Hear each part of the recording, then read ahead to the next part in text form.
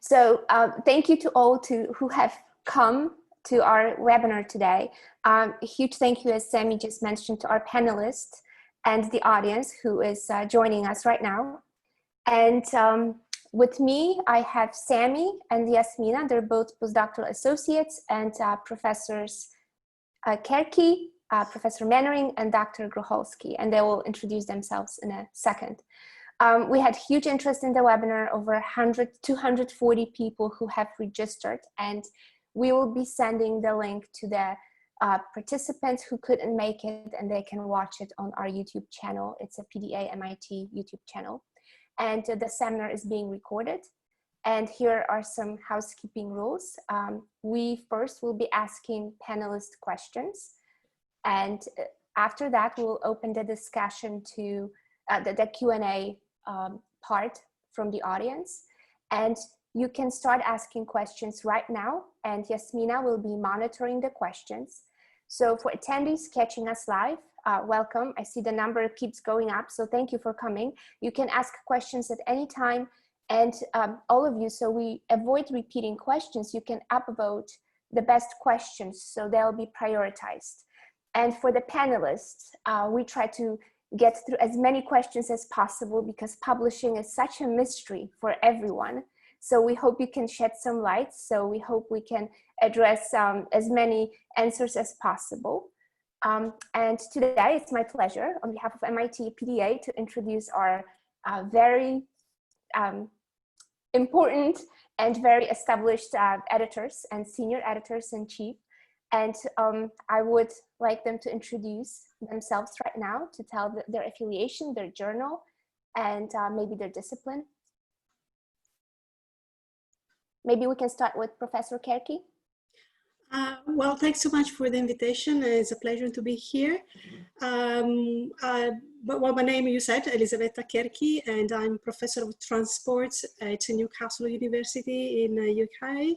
And I'm a co-editor-in-chief with Professor Juan Didier Sortúzar, at least until the end of this year, and then I will be alone, editor-in-chief of Transportation Research Part A, Policy and Practice. And my area of expertise is demand modeling. In transport, of course, but.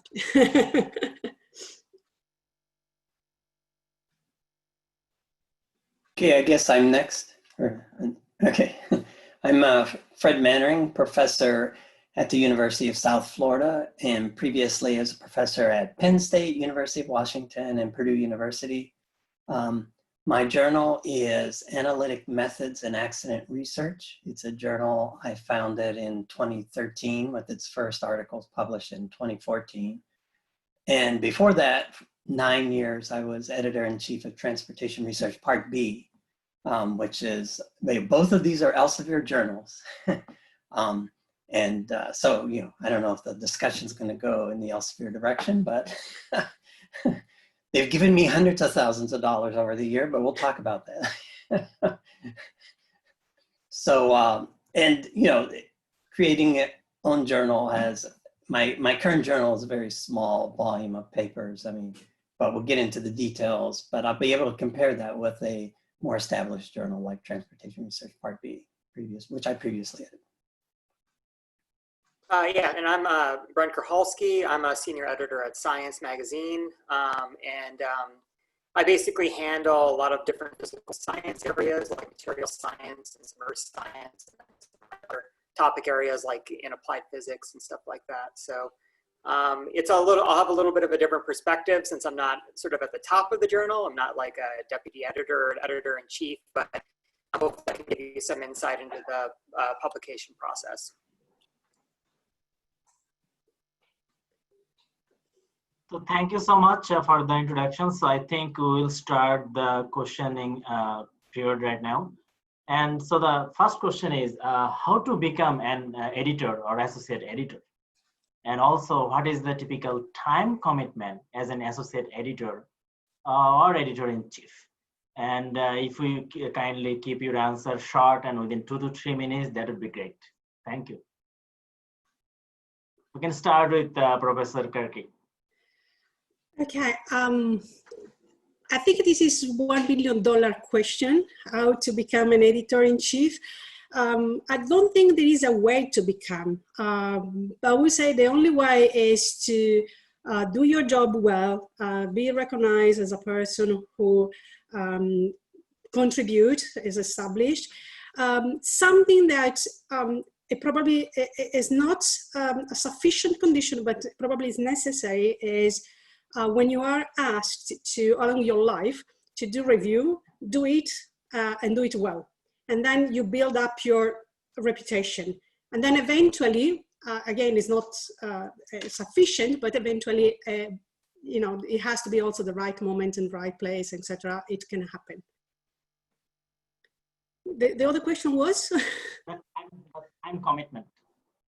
Time commitment as an editor-in-chief is a lot, in my experience. It depends on the journal. Depends how many submissions. In my case, I was first associate editor of transportation for Springer, and we were different associate editors, so we spread the load. Now I'm co-editor-in-chief. The load is quite high. So it depends how much, also how many associate editors you have, how many you distribute, but it is time consuming. It is a job. Good one, but it's a job. Dr. Manning? Sure, I concur that perhaps the best gateway to becoming an associate editor and editor is to do very high quality reviews and to do them quickly, because timing is important. If you're always waiting, give you an example. I was asked to recommend someone as an editor-in-chief, but their reviews are always late, and the a company like Elsevier is not interested in slow reviews. If it becomes a decision between one person and another, the speed of review will be a factor. But again, don't just make superfluous reviews. I mean, they have to be high quality. And yes, it does take a lot of time. When I was in Transportation Research Part B, we were getting many more papers, but it is time well spent, because as editor-in-chief, you can form the direction of a field when you're editing a premier journal, and so it's very important, and it's a very good use of time. So it's a great job once you get it, I think. Dr. Grohowski? All right. Yeah. So my job's a little bit different than the other two. I'm actually a professional editor at Science, and my pathway to get there was not exactly planned. I basically did a postdoc at MIT, and then I was doing another one at the Natural History Museum at the Smithsonian in DC. And I was looking for either a job in government or maybe in a national lab. And the position at Science just happened to open up. And the key for, if you're going to be an editor at a general science journal, is you need to be flexible. You need to have interest in a wide variety of fields. And they definitely are looking for people that still love science and love doing research, but want to just contribute in a different way. It's not like, oh, I failed at getting a professorship, so I'm going to go ahead and take this job as an editor. And so that was my path. And, I just happened to be a very curious person, interested in a lot of different topic areas. So I was very happy to sort of move away from the more specific research I was doing and start learning about a lot of different topic areas and fields.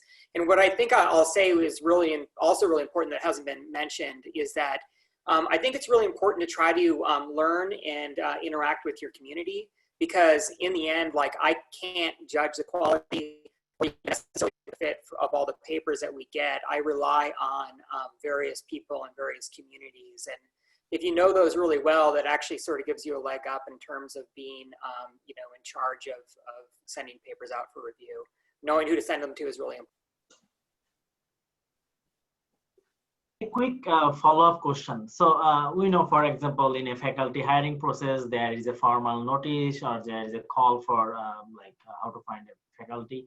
But what about the associate editor? Is there any formal notice that we are looking for an associate editor? How the process actually works? Can you repeat the question?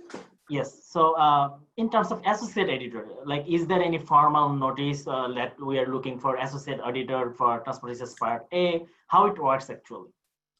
No, it really depends on the editor. So there are some editors who prefer to work alone. There are editors who have some associate editors and use very little. Others who have lots of associate editors and use them a lot. It really depends. So when you become an editor, then you discuss with the journal how you want to structure your team. And then, of course, you discuss with them. It's not that they impose you or you impose them, but basically you have the freedom to build build your team of people you trust, you want to work with, and things like that. And if you can, yeah, Dr. Mannering, go ahead. Yes, and so it is, the editor-in-chief, picks the associate editors, and, falling back to our last question, is they usually pick them from people that are giving good, high-quality reviews. And also they look at their citations and stuff, but they have to have confidence in the associate editors to be able to move manuscripts through quickly, and of course have respect for their intellectual views of the subject. But it's also, the choice of associate editors is, at least in my experience, was done in collaboration with Elsevier. So if Elsevier's you pick somebody and Elsevier's had bad experiences with them, then it's negotiable that they might not be on your team. So you don't have absolute free reign.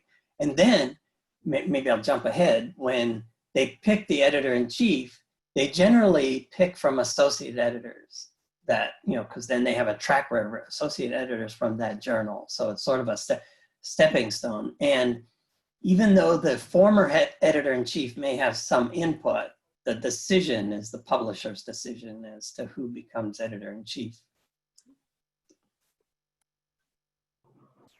I guess I'll just jump in. So at least when we hire new editors, we will, it is actually good when we find people that know people. That actually helps. I know it helped me. I actually had my resume pushed forward by somebody that knew somebody at Science. And that sort of thing is actually helpful for just getting your foot in the door in terms of getting an interview. And we also tend to reach out to listservs and stuff like that when we're looking for new editors. So, as I said, this is just part of being part of the community. If you're part of the community, most people are engaged in listservs and stuff like that. So when the position came out for my job, a number of people actually forwarded it to me. And so stuff like that can help if you're looking for like a professional editing job. Before we move on to the next part, I have one quick question of a recommendation that would come from you to our audience. Let's say we have not been invited to review a particular paper in a particular journal. How do we increase our visibility so we can show we're capable, we're eager to do the job, we have everything, we just need to be noticed and build our brand? Should we just send a cold call email to one of you? What strategies would you offer us? Shall I start or should we rotate? It is welcome that you write to the editor and say, like, I receive lots of emails, like I'm a young PhD or postdoc, etc. I work in this field, etc. I'm willing to do review. So we are such in a need of reviewers that we are typically welcome people. So what's happened is that you try the person, and of course, don't get it wrong if you don't get invited, because it might be that I don't have paper in your field, but be sure that if I have a paper in your field, I will be very happy to try your contribution. And if you do a great job and you are a reliable person, I will definitely use you again in the future. But if I don't, it might be that I don't have paper in your field. So don't be like, oh, I didn't do a good job, or don't punish yourself too quickly. Usually, I pick reviewers from people that have actually published articles in my journal. So if you haven't published an article in my journal and you want a review for it, it's like, how do I know that you could even, you have to reach the bar to be able to publish in the journal. You just can't start reviewing great authors' works and not, so that's what I use as sort of the entrance level. So if you're I think if you're interested in getting involved with a journal, you should be, if you can't get a paper published in the journal, that's probably the wrong journal to be interested in. So I think that's sort of the first step. Yeah, I guess the one piece of advice that I would give you, especially for like a high profile journal like Science, is, ask your advisor or whoever you're working with for the opportunity to at least help on a review. Because, a lot of, we allow it at Science, if, we love it actually when professors loop in, postdoc or even a senior grad student, because sometimes they provide really interesting, comments, and, they'll let us know who it is, and that sort of helps, bring familiarity of for you to someone like me as an editor. And so that'd be my one piece of advice is don't feel worried or scared to ask your advisor to help do a review with them, especially if they get an opportunity from a sort of journal. So a good experience to go through. Natalie, I think you can ask the second set of questions. Yes, so now we're moving to, I think one of the topics that is very interesting. How do we handle unreasonable reviewer number 2? And from the editor-in-chief perspective and senior editor, if you see the paper has been reviewed, it has 2 relatively good reviews. One, very, I don't want to use the words unreasonable, but a review that would make you go back and collect the data again, which is not just possible. So there is a two-part question. From our perspective, how do we write that response and still get our paper published? And second, do editors who see the responses from their reviewers take in consideration such unreasonable response? At what stake does it have in your decision-making process? Do I start? Well, that's difficult. I mean, I would say there is not an answer. I'm very sorry, but it really depends. It depends on who are the reviewers, what exactly are the comments. We hope we don't get to unreasonable comments because we choose the reviewer. So we expect the reviewer provide useful comments, but everything happens. When you have so many papers, of course, things can happen. So typically what I do, I really read, the paper. If it is in my field, in my area of expertise, I can judge whether you really need new data or not. If it is not, then I try to get some other comment from senior people, expert in the field. So I try to get a feeling of who is right and what is the best things for the paper. So unfortunately, there is not really one answer, because it really depends on the paper, the authors, the reviewers, the subjects. Sorry. I sort of follow along those lines, is that the editor should be able to recognize an unreasonable review or contact the people that can recognize that the review is unreasonable. If you get an unreasonable review and the editor sends it out like it's a reasonable review, then you probably should just send it to another journal, because that's a bad sign. The editor should be able to determine what is an unreasonable review. And there's a lot of randomness in the edit, as I'm sure you've all probably encountered, in the way editors handle reviews and in the reviews themselves. So to give an example, and I always bring this up, is one of the most cited papers I ever wrote, which is actually the most cited paper in the history of transportation research, part A. That paper was actually rejected at another journal by a ridiculous review. Now, what the editor should have done is say, well, this is going to be the most cited paper ever in this field, so this is probably not a good review. But they didn't do that. And so it shows that that's just being a bad editor. I mean, a good editor should be able to recognize a ridiculous review.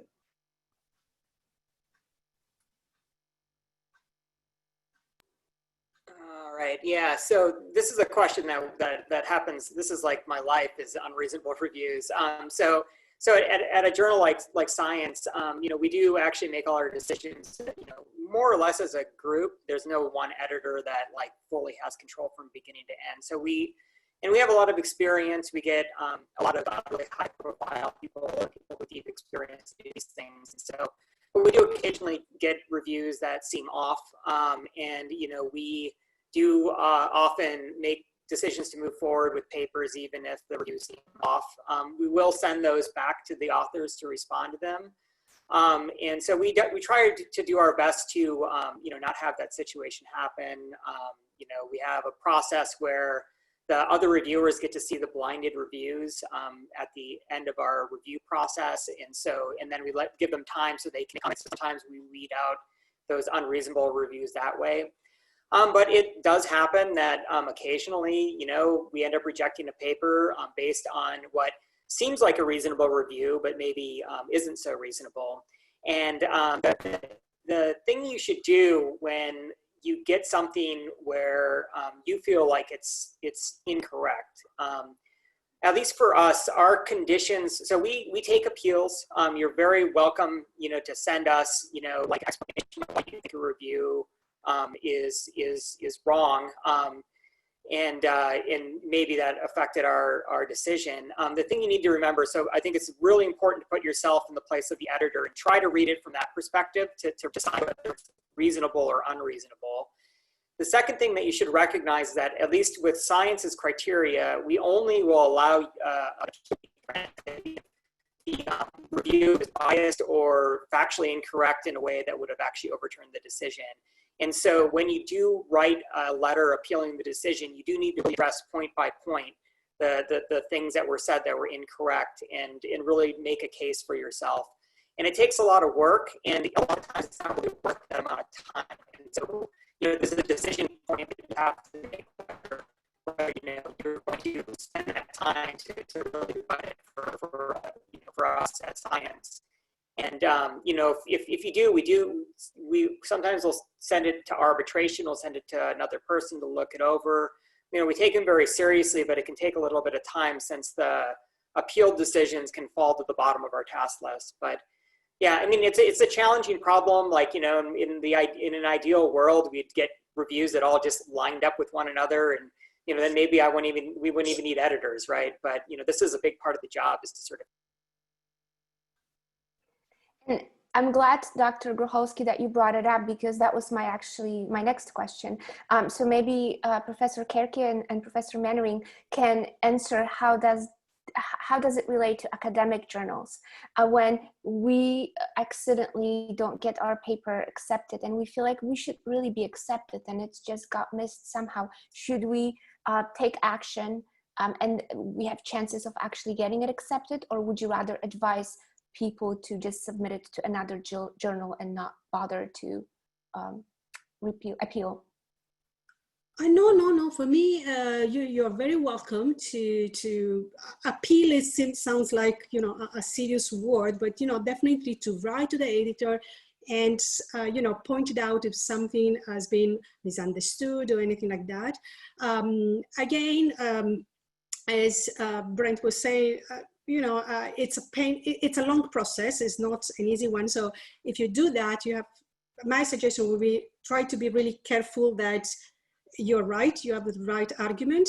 But if you have that, I mean, at least myself as an editor, I'm always welcome to look again and see the argument. I don't promise that if you write to me immediately, I will reconsider, but I will read carefully all the comments and I will judge whether there is room to go for, again, to the same reviewer to ask clarification or to someone else. I don't encourage you to do often because, of course, otherwise everybody will appeal. But if you really strong believe that there is an argument, then well motivated, and definitely you can do that. And yeah, I certainly agree with that. If you do feel strongly that the review was incorrect and the decision was incorrect, you should contact the editor-in-chief and see what they can do. But on the other hand, if they do have an explanation that reinforces the decision, the negative decision, I mean, you should quickly send the paper elsewhere. I mean, there are many journals that are probably at a similar level. So it's not worth the time to try to beat your head against the wall in a specific journal.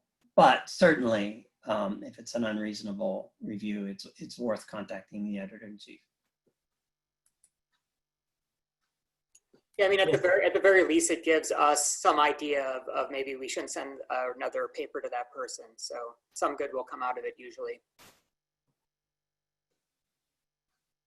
Yes, thank you so much. So I think I got the next question.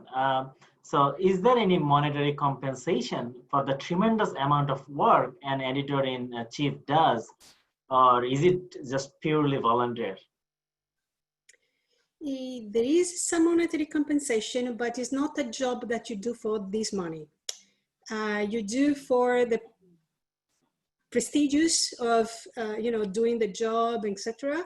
And the pleasure also, to be part of the community and contribute to the science. You don't do for the money. If you do for that, it's not your job. At least that's my. And I also, there is monetary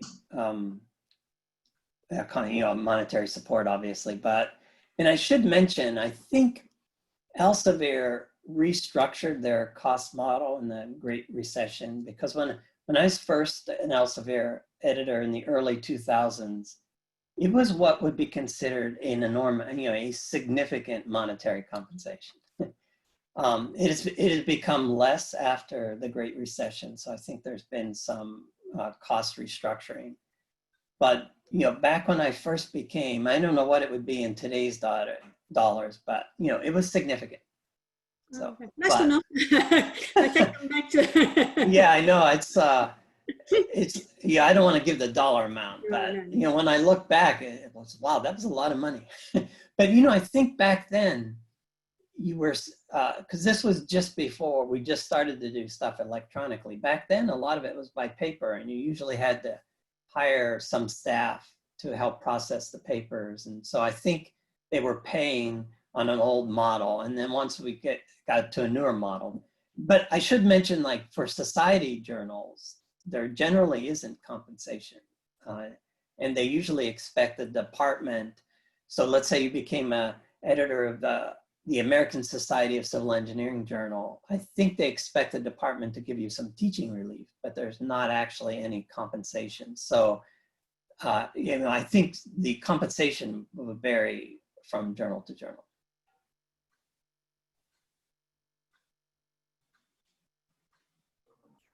Dr. Rohowski? Yeah, I mean, this is it's a profession, it's my full-time job, so I get paid a regular salary. We do have people, like we have a board of reviewing editors that we ask for advice in the initial screening stage. And we compensate them very, very mildly. Like we give them a free subscription to Science, and we'll take them out to lunch or dinner at a conference. But yeah, in general, the compensation isn't you're not going to get rich being an editor, I don't think. Thank you all for answering our questions. And now I would like to turn to Yasmina, who has been monitoring our Q&A, and I see a lot of questions are coming in. So if she take it from here, that would be great. Thank you, Natalia. Yes, we have received several questions, and I'll be going with the questions first who received most votes. So our first question is, how do editors make sure that a reviewer is not rejecting the paper just because she or he is working on a similar project? And that's an open question for anybody to comment on. Sure. Dr. Kerke, yeah, go ahead. Well, it's difficult to be sure. Of course, you read the comments, so you might have a feeling from the comments whether they are reasonable, unreasonable. So I think, of course, when you choose a reviewer, you trust the reviewer, but also you read what the reviewer writes, and so you might get a sense whether there is unreasonable, as we discussed before. So I think this is something that we do. I do. I don't know. Yeah, I sort of agree. Is that usually that is not. It depends on the field. In some fields, there are people working on a single, like the coronavirus vaccine. In other fields, there's such diversity, it's unlikely that somebody's working on exactly the same project or this, the same research goal. But that is something that when you look at the review, you have to consider, as an editor, you have to consider if they're working in the same area and if that is sort of a personality type of that reviewer that would perhaps be more critical. So you could take that into account if that did happen. Yeah, so I mean, I'll say that part of the reason we always so we don't send papers to people that you tell us not to send them to, and you may want to put people that are working on the same project or same area, narrowly speaking, not broadly speaking, as you might want to exclude them as referees and let us know that they're working on the same stuff, even if you don't have any conflicts with them, because it just might create a conflict of interest for somebody else to be looking at the paper. Beyond that, I mean, we have to, it doesn't happen all that often where somebody clearly tries to slow down or stop a paper because they're working on it, but we definitely have examples, and we'll make a note of that after the fact if that turned out to be the case, and then not use them as reviewers anymore. It's a really despicable thing when it happens, and it makes me very frustrated. Like the one or two examples were very, very annoying. So, but it's a tough thing to sort of weed out entirely, because the best people to be reviewing the paper are often the ones that might actually have that sort of overlapping interest. Okay, thank you. We have a next question. So if we as students or postdocs help our supervisors or independently conduct a review of a paper for a journal, how should we describe this type of experience on our CVs? Are we co-reviewers, ghost reviewers? I think also open for anybody. Dr. Kirky? I think it depends how much you contribute to the reviewer, and you might discuss with your supervisor about that more than with me. Probably it's something you need to discuss with your supervisor, how much was your inputs and how much was his or her inputs in the review. So I think that's difficult, but maybe just saying in general terms, you reviewed papers for blah, blah, blah, without being too specific.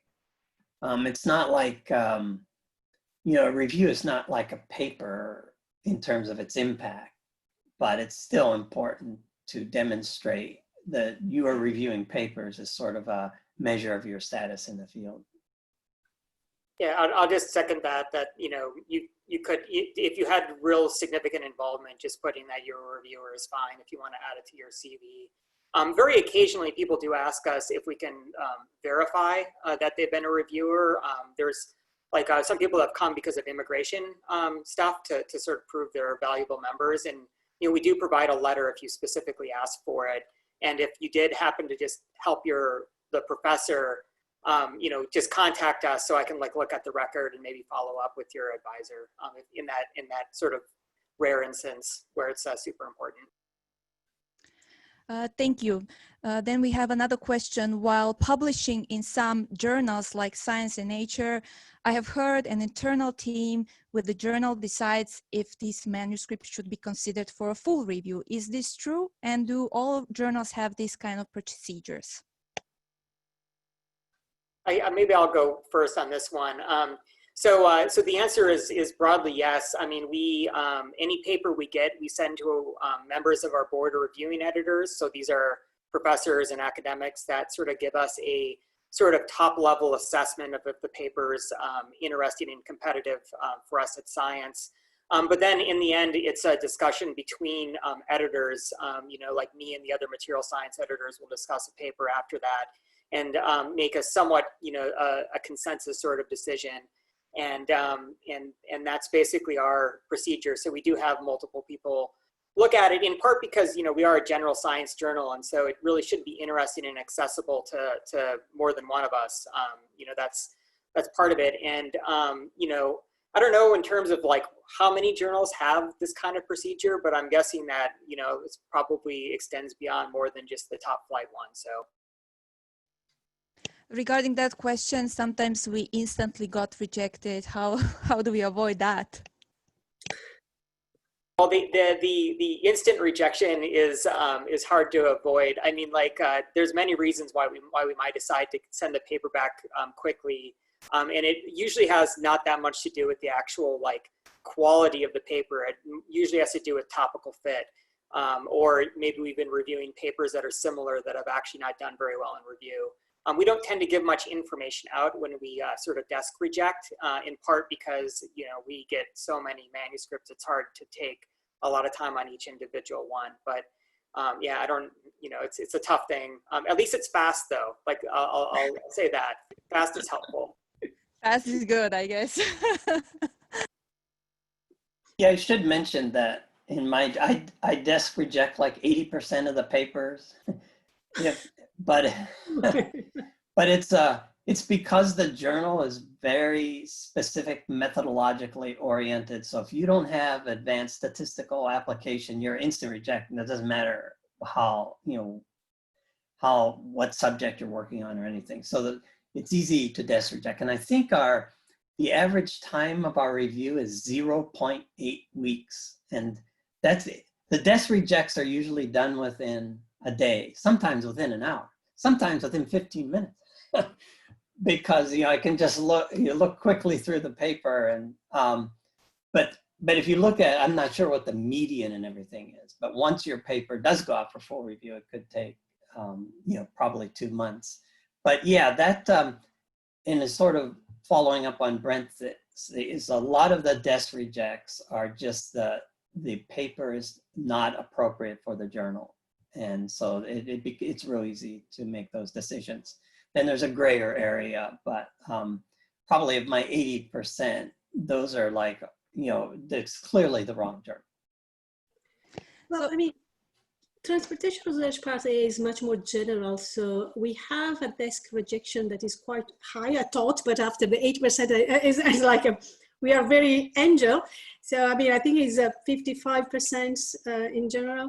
But it is very broad. So sometimes it's more difficult to identify, you know, a clear cutoff, yes, within the scope or without the scope. And often the author writes and say like, why did you judge it's out of the scope? You know, I mean, I saw a paper 10 years ago was published, yes, you know, but, you know, things evolved, the editor changed, so we might have a different opinion, etc. So, but it is much, much more difficult, but still definitely most of the rejection are because out of scope and sometimes poor paper. And then of course you just don't want to waste the time of the reviewer. And Yeah, I should mention, over my 17 years of doing the editor-in-chief, I have an amazing desk reject letter because you read it and it's and then you still feel good at the end. It's a you know, because I have this, you know, it's like brilliantly worded over like over a decade of perfecting little ands and buts and stuff. So and it's not just short. I mean, I do go into specific examples within the paper, you know, so there's like a form part of it. And then there's like paragraphs that specifically relate to your paper, but it's actually quite good. So I have shared it with other editor-in-chiefs and they say, oh yeah, that's a great rejection letter. Yeah, no, definitely. Well, also sometimes we get receive like from the review process, so the manuscript goes to the review process, and then one of attendees asked how to handle single line or exceedingly brief reviews that are not very constructive and do not provide much of an opportunity for reply, rebuttal, or improvement. In general, does the editorial board review reviews before they arrive at the author's mailbox? I do check the type of review. I might not read all the review totally because I have too many papers, but if I see some reviews where it's too short, then I read the content, because sometimes it's short and says like, you know, change the comma in line 2, and then of course it's not useless, but of course sometimes it's short, but it goes to the point, and you know, it gives 3 lines the most important information you have. So more than the length of the review, I read the content and see how useful and informative is this content. If sometimes I receive too short review, then I invite new reviewers if I think that it was not useful. Yeah. So yeah, in that, yeah. I'm sorry, for the short reviews, I do, you know, in my letter to the author, I do comment on the quality of the reviews. Not like I said, this is a good review or this is a bad reviewer, but you would say that, you know, reviewer 2 has minimal suggestions and you can decide whether you want to vote. But I should tell you, when if I do get a short review, it's unlikely that I would use that reviewer again. A short review of little substance. Yeah, that was exactly what one other attendee asked. What does a high quality review look like, and what should we keep in mind or try to do when we are being asked to do a peer review of a paper? Yeah, so I'll answer the last question and this next one all at once. So the single line reviews are the most frustrating to get because we do have a policy of pushing forward reviews no matter what. And the ones that say, I don't like this paper, reject, are easy because, you know, you can just say, you know, just dismiss those. The more problematic ones are the ones that this is a great paper, accept it. And I have to tell the authors that they need to disregard that. And yeah, basically, you know, you just need to make sure you have enough input. It's very rare that I'd have only one other review. If I have a short one-liner, I'll usually get another reviewer if that's the case. I usually try to get 3 reviewers anyways for any paper at this point. Yeah, so that's basically, I think, the answer to that. And in terms of writing a good, helpful review, at least the advice that we always give at Science, which, you know, keep in mind we're a general journal instead of a topical journal, is that we really appreciate as editors getting sort of a one-page short summary of what the paper's about and you know, what its potential impact might be if we published it in Science or not. And then from there, basically go through the technical review, sort of point by point of what needs to be improved. But that sort of you know, one paragraph summary is quite helpful for us, you know, to make sure that we understand the paper right. Even if it's not particularly useful for everyone in the field that happens to be reviewing the paper or reading the paper, they may know why it's important, but sometimes the authors forget to tell us that. So that can be quite helpful. Yeah, so with this regard, if you decide that the review is unreasonable, do you find another review or just take into account the other 2? It depends on what the other 2 say, you know. I mean, it really is, it depends on the sort of combined, you know, the combined advice from all the reviewers. So, you know, we want to be fair, but we also don't want to like take up too much time. So maybe we have one unreasonable review and then 2 reviews that are kind of lukewarm, we might just decide to reject the paper there rather than, you know, spend another, you know, 6 weeks trying to get a 4th review. You know, kind of depends. We have another question. So sometimes we get a review and a list of literature that we should cite. So how do you feel about reviewers asking authors to cite them? I mean, if they're right, it's okay. If they are stretching, it's a little bit too much. It's difficult to avoid some reviewers has published so much that inevitably, whatever you do, you have to quote here or there. Within reason, it's okay. Beyond that, yeah. I mean, never happened to me, I must say. I mean, of course, I know there are reviewers who always, you know, ask to quote themselves, but there are reviewers who never ask to quote themselves and always quote all the papers. I mean, there is lots of heterogeneity, so it's also difficult to really recognize who is the reviewer who will do that. I know because as an editor, I see that, but as an author, I mean, don't try to infer who is the name of the reviewer from the papers that are cited or the reviewer asks you to cite, because it's really, so yeah, it's not really an indication. So you might be completely mistaken. I see. I don't know. Yeah. We have a few other questions. So if somebody can discuss the trade-offs between the benefits to editors, reviewers of knowing the author's names, affiliations versus biases, gatekeeping, equity issues. I will lead Fred to answer this one. Okay, yeah, I think it's very important to know the author's names, because I can, usually when a paper comes in, I go in and check on Scopus and see potentially overlaps with their other previously published work.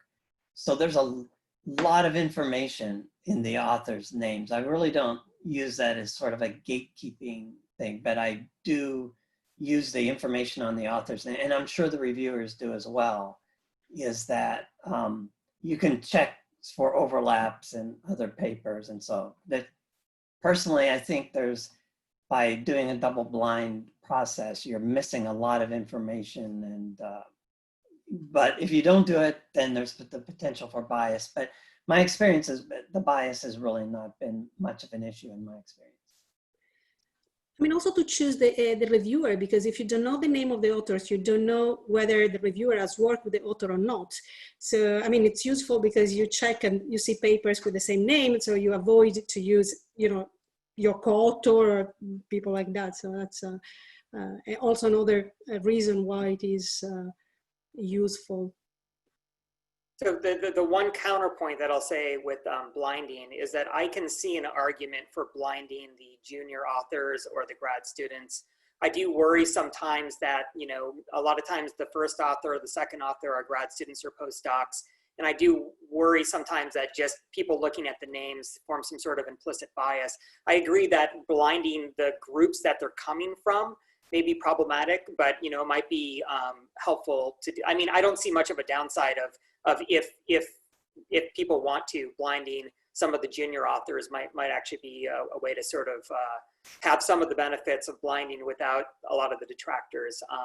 But we talk about this a lot at Science, and we haven't pulled the trigger on allowing double blind just because it's been pretty unclear from Nature's experiment whether it's been helpful or not, to be honest with you. So we'll see if there's a lot of demand in the community for it, then we'll do it. But until there is, then I think a lot of authors want credit for their previous work and their reputation, and that's kind of how things work sometimes. So awesome, thank you. And we have another question from Sami. Yes, so the question is, should we go for an easy and catchy topic which will get lots of citation versus something that may take year-long work? And I can give an example, like if we publish some paper quickly on COVID-19 impact versus to get a sparse covariance estimation of logit mixture. So what is your suggestion for getting a successful researcher? Which path we should choose? And also, what is the importance of citation? Because as I said, like years-long work and no citation, and you can publish a statistics on COVID-19 and you can get 1,000 citations. So well, I guess I'll jump in on part of this. So my sort of advice is to always work on what you find is interesting. And if your interests happen to align with the sort of hot topic, then by all means go for it. The thing that you can't really predict is at what point like a magazine like Science is going to sort of ratchet down a hot topic. And so you could rush in at the tail end of something and end up having to publish in a more specialized journal anyways. And of course, really the best case scenario is when you're the first or second in a topic area that's starting to explode. And that's impossible to predict because you don't know when breakthroughs are going to happen. And so trying to catch the crest of these waves is incredibly difficult, and you probably are going to waste a lot more time doing that than being successful. That being said, I do know a couple people that managed to sort of nail this by going from topic to topic, but it's really the exception rather than the rule. I mean, the reason we do scientific research is because we're interested in stuff and we want to make a contribution. And you can make that contribution in many different ways and in many different journals. What I can't comment on is to what degree universities and institutions take those sort of top tier publications and weigh them over other ones. I know in certain parts in the world, they do that quite explicitly, but other parts, it's a little bit less clear how those are being balanced. And I don't have much to say about that, but maybe the other panelists do. We had some, oh, go ahead. Yeah, I guess, To say for the instant impact, Web of Science has their highly cited papers. They're the top 1% in the last 10 years. So, my recommendation would be to follow your passion, following up on Brent. But if you if you follow like 5 years out and your passion has no citations, then you have to wonder. So, ideally it's, you shouldn't really target the hot stuff or target the cold stuff. You should stick with something, but you should look at citations to see how your work is being received. And as the question indicated, sometimes it takes years for something to be truly discovered and mature. But but you should definitely keep an eye on the citations to make sure that you have a balanced portfolio. Yeah, I mean, I heard always more university that where, I mean, especially if you apply for a job, they of course look at your production, etc. But especially good universities, they look at your paper, so they read your papers. So I mean, going for something that has an immediate impact, but if it's not thorough, then it might be good for one paper. So you have, but in the long term, it might not help you that much. So it's better to have a solid research that you carry on for several years. You prove that you are very knowledgeable in that field. You are producing enough. I mean, it's not one single paper, is the cumulative knowledge and image that you project of yourself and your ability and knowledge in that field that is important in the long term. So don't look only at the spike of I should maybe give one quick example. I was on a promotion committee at Purdue, and the guy that was presenting the case said, "Oh, and this paper won an award for best paper or whatever." And I looked at the citations; it was never cited. And so I said, "What award did it win? The paper least likely to be cited." But it sort of shows you this whole, getting awards for papers. It's very difficult to tell what an important work is going to be, because something that, because there was an article done a few years ago that looked at the American Society of Civil Engineers, the papers that won awards, they were finding that they weren't cited very much. Their conclusion was that that citations were a poor measure of quality. But the actual conclusion is you're giving the awards to the wrong papers. And the reason you're doing that is it's difficult to tell what a highly impactful paper is going to be, because it's going to be far enough away from the norm that it's not going to be necessarily recognizable at the time. So it's very difficult to give an award to a paper that's only been out for a year, because you don't know how revolutionary the concept is going to be. So since we have 6 minutes left, I wanted to ask the three of you for some words of wisdom and action items for us young researchers from MIT, University of South Florida, Newcastle University, and I wanted you to tell us, how can we break into the high impact journals? What advice, if our future self could tell us something, what should we be told? I would say follow your passion. Don't do research because you have to publish. I mean, of course you need to publish, if you want to continue, but this is a product of the work and the research you are doing, and is a proof that you are doing something that the community value. But do it because you like it, and then if you do something well, then citation and appreciation will arrive.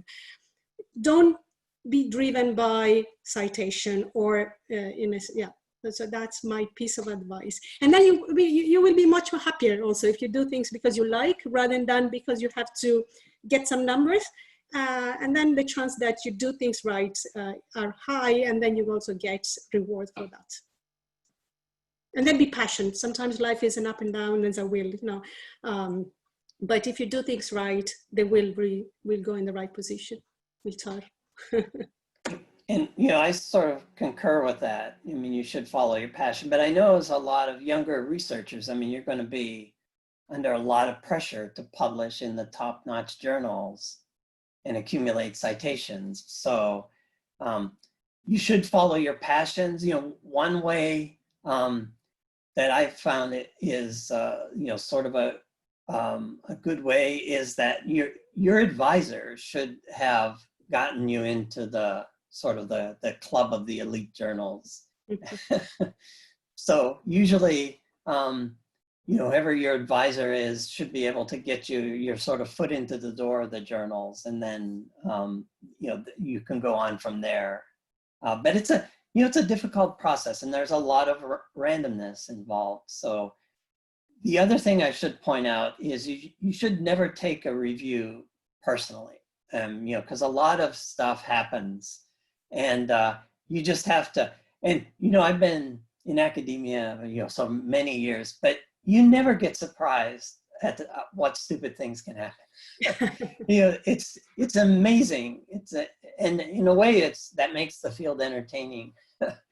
But you just can never be. I mean, I had a review of one of my papers. The review is actually longer than the paper itself. The review I got, and you know, some guy just went off on this incredible.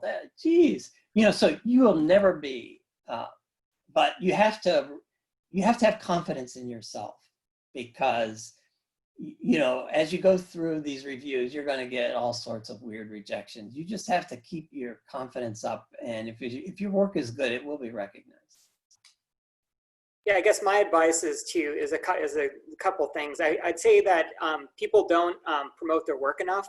Oftentimes people feel that the publication is sort of the end, when it should be like the end of the beginning. When you sort of promote your work and talk to other researchers about it, it gets you on the map, which is really important in terms of, you know, like when I'm as an editor, when I ask for reviewers, or maybe people will recommend you as reviewers because you're actively involved and engaged. And then the other thing is you should really try to be comfortable asking other people for input, advice, and help. You know, when you're trying to, you know, network, you know, both in terms of how your research can get better, how you can help other people collaborate on their projects. You know, try to get involved and be a part of the community that everyone's a part of. I mean, I think that is going to help you out in your career, whether you publish in a high impact journal or not. You know, don't think that this happens because it's a single person toiling away at an impossible problem that then they suddenly break through and send us a paper and then they're recognized. You know, the people that rise to the top are the ones that the community sort of recognizes and allows to rise, or help rise. And so that's my advice, is more personal stuff and less you know, scientific, you know, research stuff. So that all can be helpful. Wow, that was very insightful, and I'm so happy to see so many people stayed with us to the end to hear these words. So since we have 1 minute left, let me tell all the attendees that this link to the seminar and the recording will be posted on our MIT PDA website on YouTube, and we will be sharing the link with you. On behalf of our MIT PDA and everyone who came, let me thank you, our awesome editors-in-chief and senior editor, Professor Kerke, Professor Mannering, and Dr. Grucholski. It was a pleasure. And thank you for taking the time to talk to us. And we really appreciate your insights. Yes. Thank you. This was a pleasure. Thanks so much. It was very nice. Thanks. Thank you. So I'm going to stop the seminar right now, and have a great day, everyone. Thanks. The same to you. Thank you. Bye. Thanks. Bye.